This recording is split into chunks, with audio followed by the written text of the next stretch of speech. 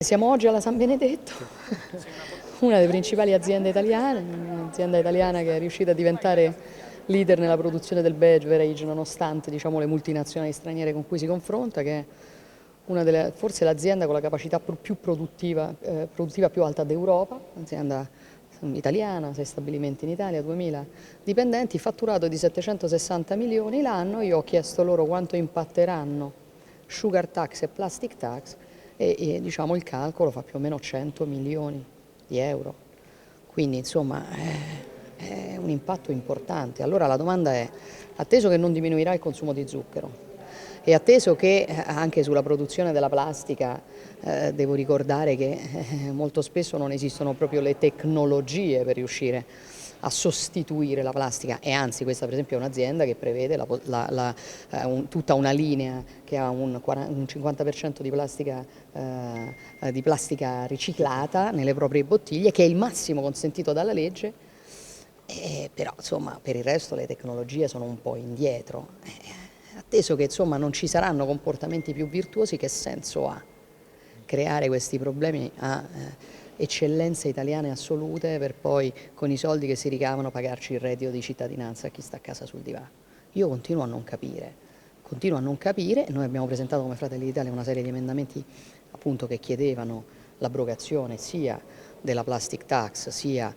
della sugar tax. Purtroppo sono stati bocciati, continueremo la battaglia alla Camera dei Deputati quando arriverà da noi.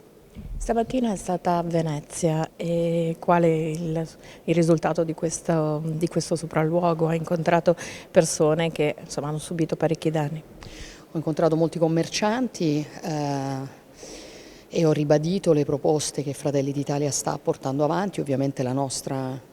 massima disponibilità, però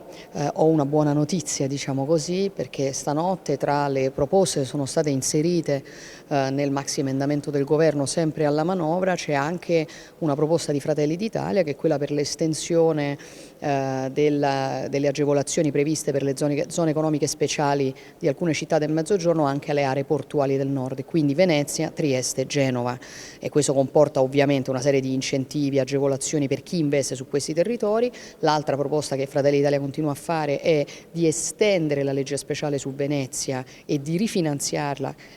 concentrandosi anche sulla residenzialità, cioè noi non abbiamo solamente il problema di difendere il patrimonio materiale di Venezia, abbiamo il problema di difendere il patrimonio immateriale, perché i veneziani rischiano di non esserci più. Oggi ci sono 50.000 residenti, la gente scappa perché chiaramente le condizioni di vita sono sempre più complesse che in un'altra città, perché la specificità di Venezia comunque no, crea anche una particolarità nel doverci vivere. Ecco, noi abbiamo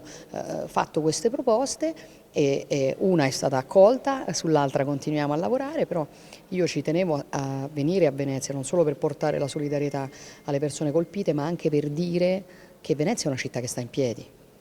Cioè la cosa che deve farci paura oggi è che le immagini di un mese fa possano allontanare il turismo, possano allontanare chi